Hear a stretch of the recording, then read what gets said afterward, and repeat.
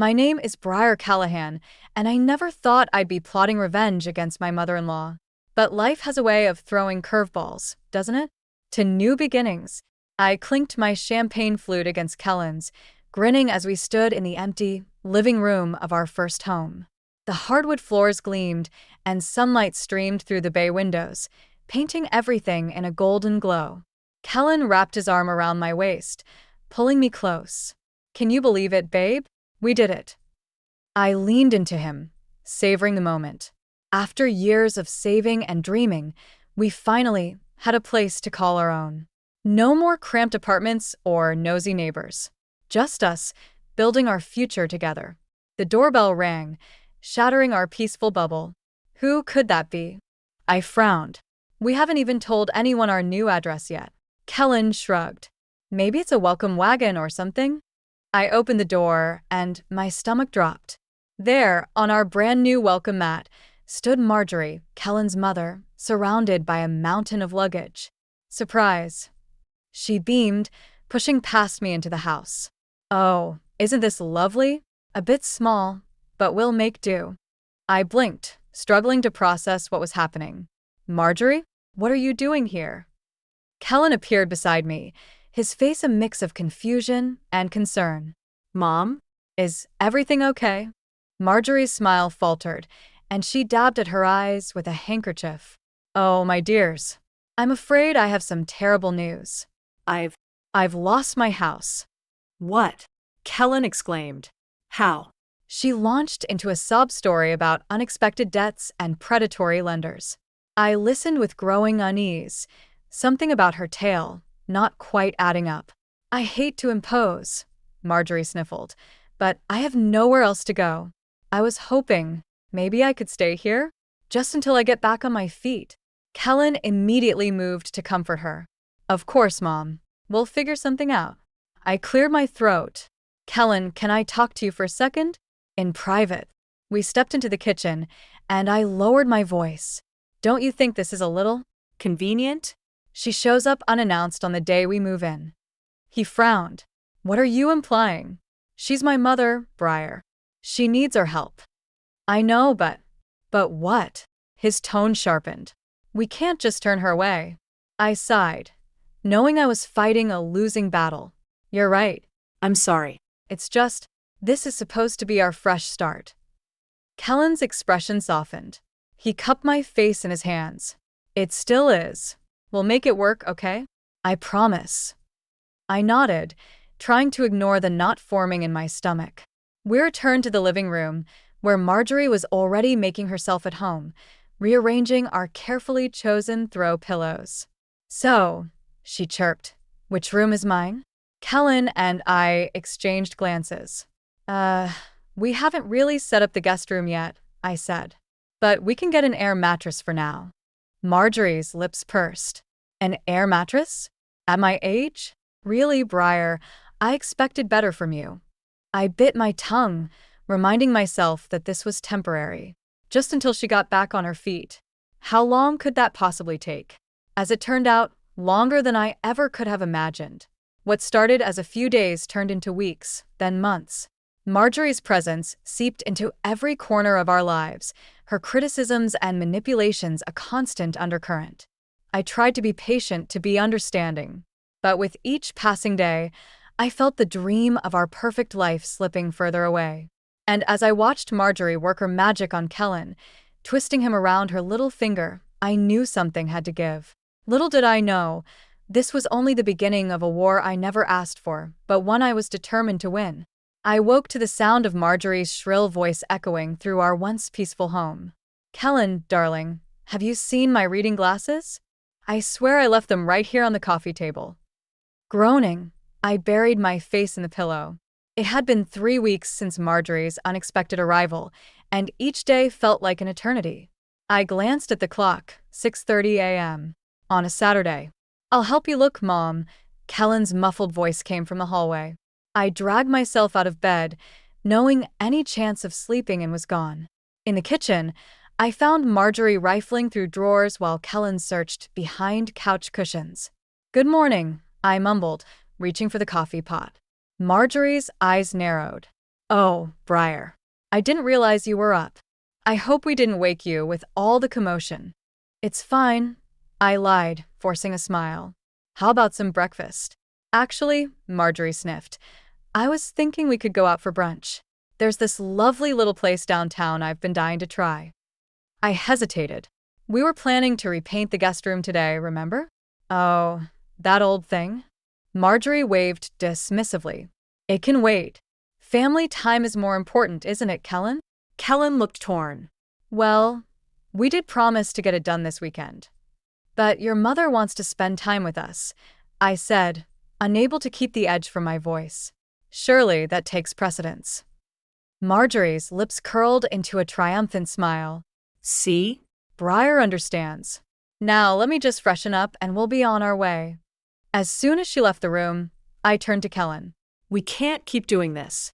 She's taking over our lives. He sighed, running a hand through his hair. I know it's been an adjustment, but she's family.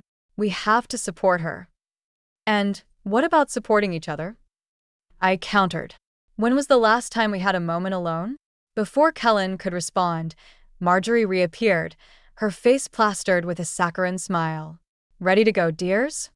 At the restaurant, Marjorie dominated the conversation, peppering Kellen with questions about his work and childhood memories. I picked at my food, feeling increasingly invisible. You know, Marjorie said, patting Kellen's hand, you remind me so much of your father. He was always such a hard worker, right up until the end. I perked up, sensing an opportunity. I'd love to hear more about Kellen's father. You don't talk about him much. Marjorie's smile faltered for a split second. Oh, it's all ancient history now. No use dwelling on the past. But surely you have some happy memories to share? I pressed. Briar, Kellen warned, shooting me a look. Marjorie's eyes hardened. I think that's quite enough trip down memory lane for one day. Kellen, be a dear and ask for the check. As we drove home, tension hung thick in the air. Marjorie broke the silence, her voice dripping with false concern. Briar, I couldn't help but notice you seem a bit stressed lately. Is everything all right at work? I gripped the steering wheel tighter. Actually, I've been looking for a new job. The market's tough right now. Oh, that's right. Marjorie clucked sympathetically. You lost your position, didn't you? Such a shame. Have you considered something a little less demanding? Maybe part-time work would be better suited to your skills. I bit my tongue, knowing any response would only make things worse. Kellen remained silent, his gaze fixed on the road ahead. That night, as we got ready for bed, I couldn't hold back anymore. Kellen, we need to talk about your mother. He sighed heavily. Can we not do this now? I'm exhausted. When then? I demanded. Because every day she's here, I feel like I'm losing a piece of myself and you. Kellen's expression softened. He pulled me into a hug, and for a moment I allowed myself to hope. It'll get better, he murmured. We just need to give it time. But as I lay awake that night, listening to Marjorie's snores from the guest room, I knew something had to change. And if Kellen wouldn't see it, I'd have to make him see before it was too late. I stared at my computer screen, my heart sinking as I read the rejection email. Another job opportunity slipped through my fingers. That made 5 in the past 2 weeks, all positions I was more than qualified for. Something wasn't adding up. Any luck, dear? Marjorie's saccharine voice drifted from the doorway. I quickly closed my laptop. Not yet, I replied, forcing a smile. But I'm sure something will turn up soon. Marjorie sked sympathetically. Well, don't worry yourself too much. Kellen's doing so well at work. I'm sure he can support us all. Us all. The words grated on my nerves. I opened my mouth to retort when my phone buzzed. A text from my friend Zoe. Coffee? We need to talk.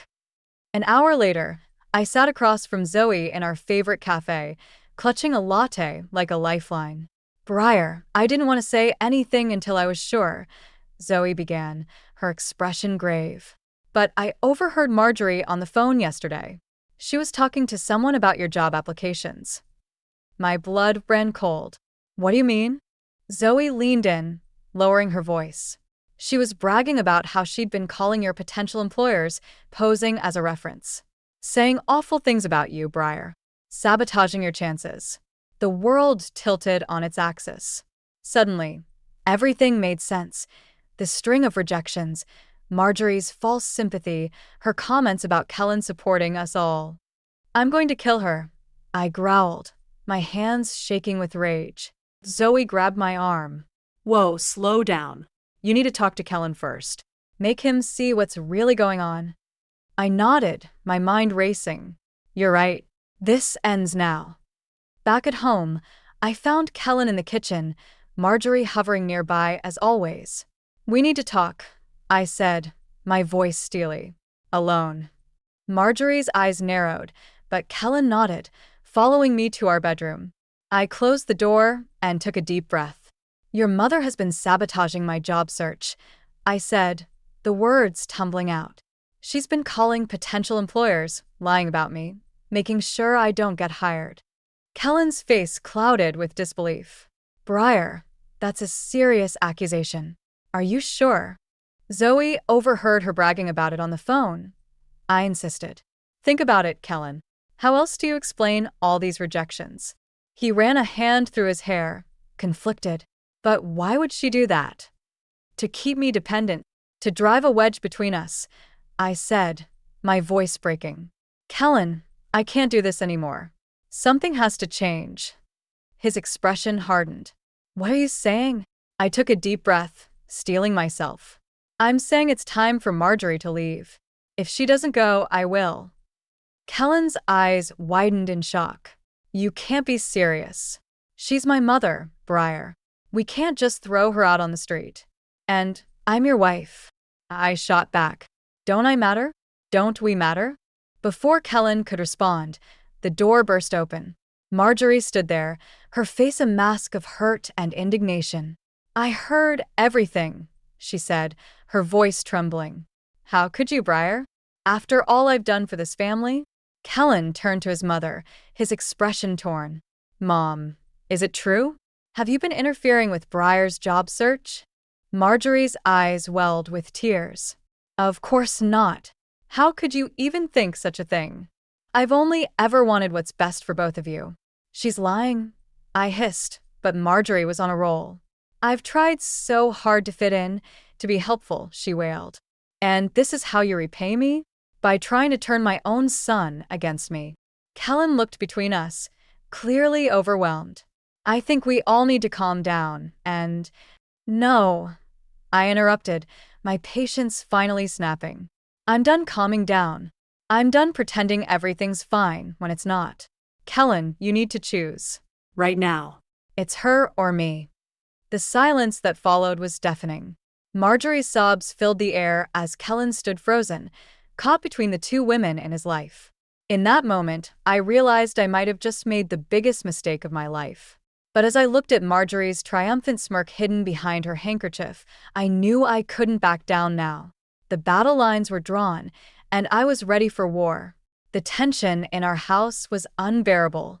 Kellen had retreated into himself, spending long hours at work and barely speaking when he was home. Marjorie, on the other hand, had ramped up her efforts to play the doting mother, cooking elaborate meals and fussing over Kellen's every need. I was at my wit's end, feeling like a stranger in my own home. That's when it happened. I woke to the sound of a crash and Marjorie's piercing scream. Heart pounding, I rushed downstairs to find her crumpled at the bottom of the stairs, Kellen kneeling beside her. Mom. Are you okay? Kellen's voice was frantic. Marjorie moaned dramatically. Oh, my heart. I need to go to the hospital. I stood frozen, a nagging suspicion growing in the pit of my stomach. Something about this scene felt off, too perfectly timed. At the hospital, we waited anxiously as doctors ran tests. Kellen paced the waiting room, his face etched with worry. I tried to comfort him, but he shrugged off my touch. Finally, a doctor approached us. Mrs. Callahan is stable, he said. But she's had a mild heart attack. She'll need to stay for observation and follow up with a cardiologist. Kellen's shoulders sagged with relief. Can we see her? We entered Marjorie's room to find her looking pale but alert. Her eyes locked onto Kellen. "Oh, my darling boy," she whimpered. I was so frightened. As Kellen rushed to her bedside, I hung back, observing. Marjorie's performance was flawless, the trembling hands, the weak voice. But something in her eyes, a glimmer of satisfaction, made my skin crawl. "The doctor says you need to take it easy for a while," Kellen said, holding her hand. "Don't worry, we'll take care of everything." Marjorie's gaze flicked to me, a hint of triumph in her smile. "You're both so good to me. I don't know what I'd do without you." That night, as Kellen slept fitfully beside me, I made a decision. If no one else was going to uncover the truth about Marjorie, I would do it myself. The next day, while Kellen was at the hospital, I began my investigation. I started with a simple Google search of Marjorie's name, which led me down a rabbit hole of old newspaper articles and public records. What I found made my blood run cold. Marjorie had a history of financial troubles, but they weren't the result of bad luck or predatory lenders.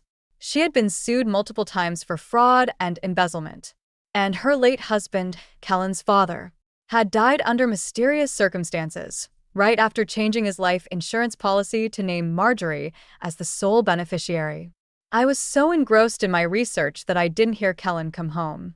He found me surrounded by printouts and scribbled notes. "What's all this?" he asked, his voice tight. I took a deep breath. "Kellen, there's something you need to see." As I laid out the evidence of Marjorie's past misdeeds, Kellen's face went through a range of emotions: disbelief, anger, and finally, a deep, crushing sadness. "This can't be true," he whispered. "She's my mother." "I know it's hard to accept," I said gently, "but we can't ignore the facts." Kellen stood abruptly. "I need some air."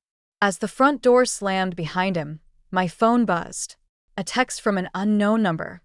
"Back off, or things will get much worse. For everyone." A chill ran down my spine. Marjorie knew I was onto her, and she wasn't going to go down without a fight.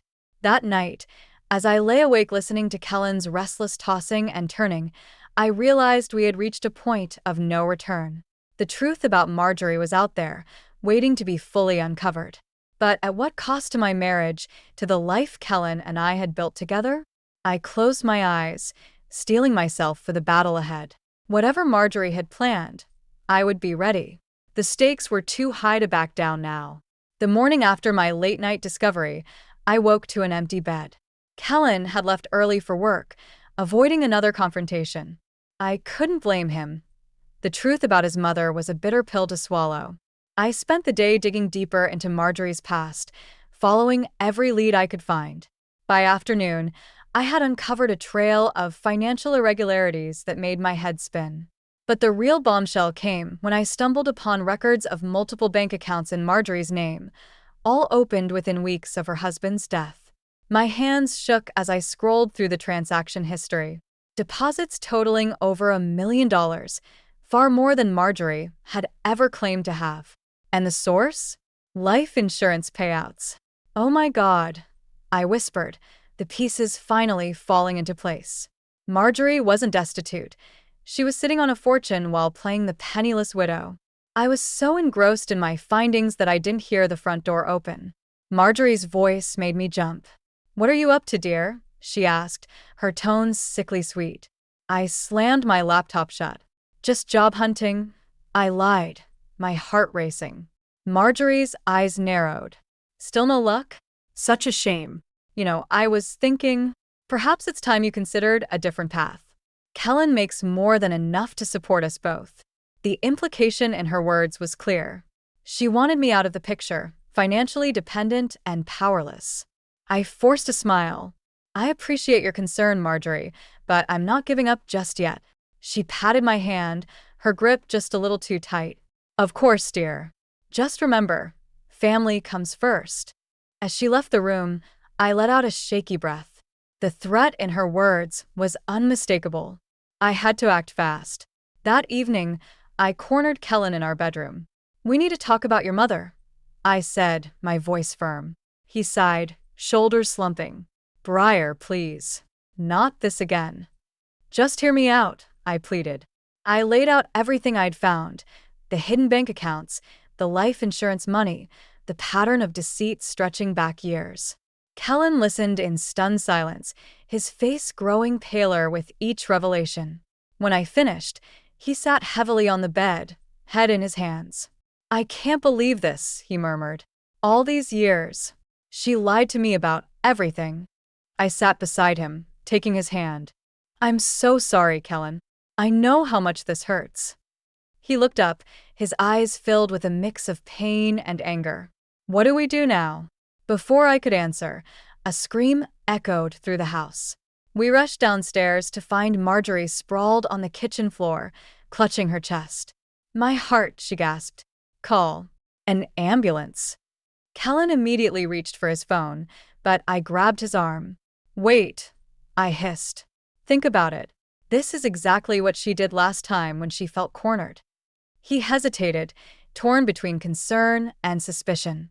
Marjorie's eyes darted between us, a flicker of panic crossing her face. "Kellen," she whimpered. "Please. Your own mother." In that moment, I saw the doubt in Kellen's eyes harden into resolve. He lowered his phone. "No more games, Mom. We know everything." Marjorie's demeanor changed in an instant. She stood up, all traces of weakness gone. Her eyes blazed with a cold fury I'd never seen before. "You ungrateful children," she spat. "After everything I've done for this family?" "You mean after everything you've stolen from this family?" I shot back. Marjorie's laugh was bitter. "You have no idea what I'm capable of. If you think you can expose me, think again. I'll burn this entire family to the ground before I let that happen." As she stormed out of the kitchen, Kellen and I exchanged glances. The battle lines were drawn, and the stakes had never been higher. We had the truth on our side, but Marjorie had years of manipulation and deceit. The final confrontation was coming, and we had to be ready. The tension in our house had reached a breaking point. Marjorie, sensing her web of lies unraveling, had become increasingly erratic. Kellen, torn between his love for me and his lifelong bond with his mother, was a shell of his former self. I knew it was time for the final confrontation. "We need to end this," I told Kellen one morning. "All of us, together. No more secrets, no more lies." He nodded, his eyes hollow. How? "A family meeting," I said. "We lay everything out on the table." That evening, we gathered in the living room. Marjorie sat primly on the sofa, her face a mask of innocence. Kellen paced nervously, while I stood my ground, armed with a folder full of evidence. "What's this about?" Marjorie asked, her voice syrupy sweet. I took a deep breath. "It's time for the truth, Marjorie. All of it." Her eyes narrowed. "I'm sure I don't know what you mean." I opened the folder, spreading documents across the coffee table. "Bank statements, Marjorie. Life insurance policies. Court records. They tell quite a story." Marjorie's face paled, but she quickly recovered. "Those could be anything. You're trying to turn my son against me with these fabrications." Kellen stepped forward, his voice shaking. "Are they fabrications, Mom? Because they look real to me." "Kellen, darling," Marjorie pleaded, reaching for his hand. "You can't possibly believe these lies. After everything I've sacrificed for you." I pressed on, revealing each piece of evidence. The hidden bank accounts, the suspicious circumstances surrounding her husband's death, the pattern of fraud and deceit stretching back years. With each revelation, Marjorie's denials grew more frantic. She accused me of forgery, of manipulation, of trying to steal her son away. But I could see the doubt creeping into Kellen's eyes. "Why, Mom?" he asked, his voice barely above a whisper. "Why would you do all this?" Marjorie's face contorted with rage. "You ungrateful child. I gave you everything. And this is how you repay me? By siding with this gold digger." I felt a surge of triumph. Marjorie was losing control, showing her true colors. But I had one last card to play. "There's more," I said, pulling out my phone. "Something you can't deny." I pressed play on a video my friend Zoe had secretly recorded. Marjorie's voice filled the room, bragging to a friend about her schemes, her manipulation of Kellen. Her plans to drive me away and secure her place in our home. The color drained from Marjorie's face as she watched herself on the screen, laying bare every lie she'd told. When the video ended, the silence was deafening. Kellen stared at his mother, a mixture of horror and heartbreak etched on his face. "It's all true," he said, his voice hollow. "Everything Briar said. You've been lying to me my entire life." Marjorie's demeanor changed in an instant. Gone was the sweet, doting mother. In her place stood a woman consumed by bitterness and greed. "You think you've won?" she snarled, her eyes blazing. "You have no idea what I'm capable of. I'll destroy you both before I let you take what's mine." She lunged for the folder of evidence, but Kellen was faster. He grabbed her arm, holding her back.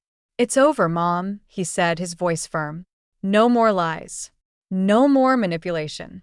Marjorie wrenched her arm free, her face a mask of fury.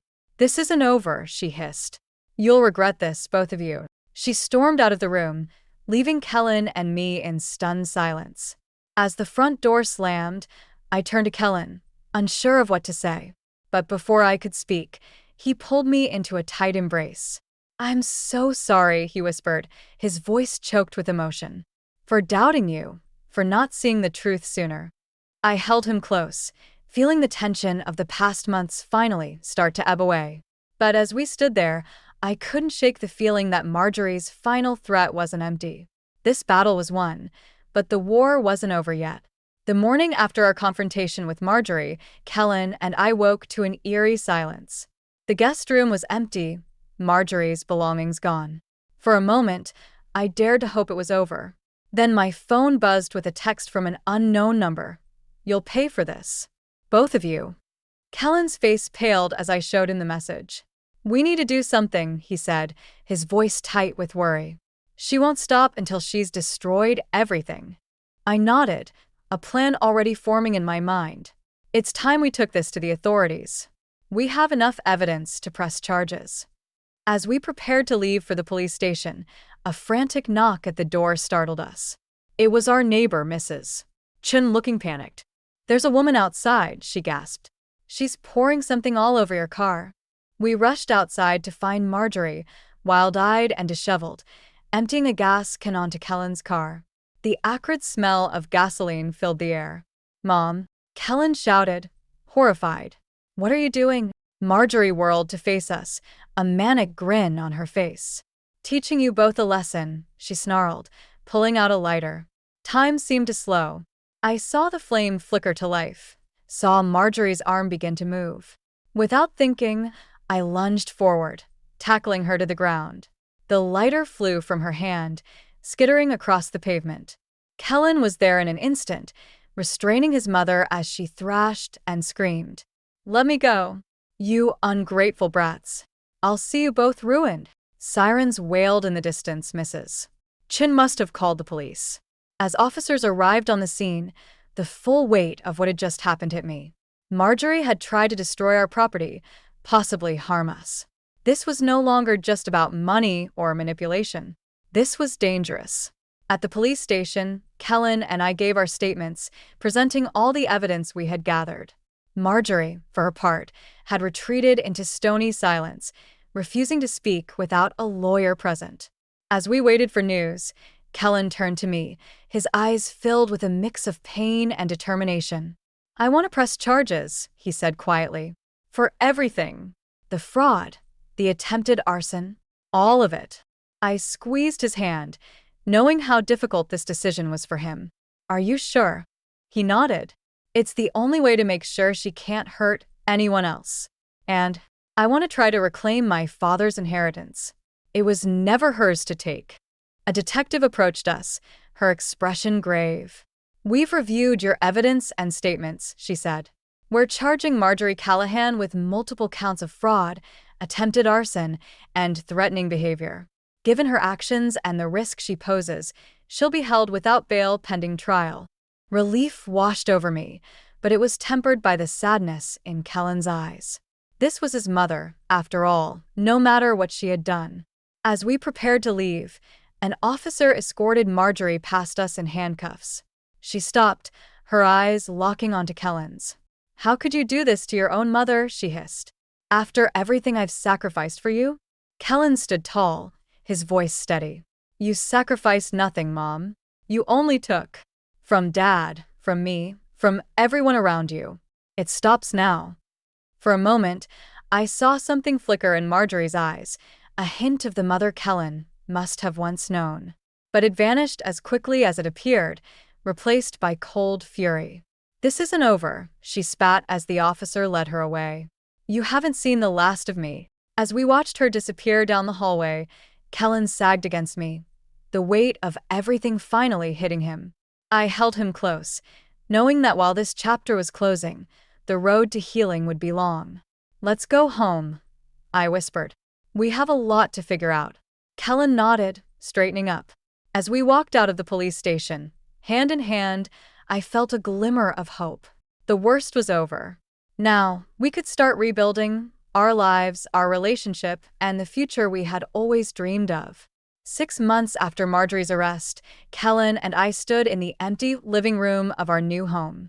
Sunlight streamed through the windows, casting a warm glow on the freshly painted walls. It felt like a world away from the chaos and pain we'd endured.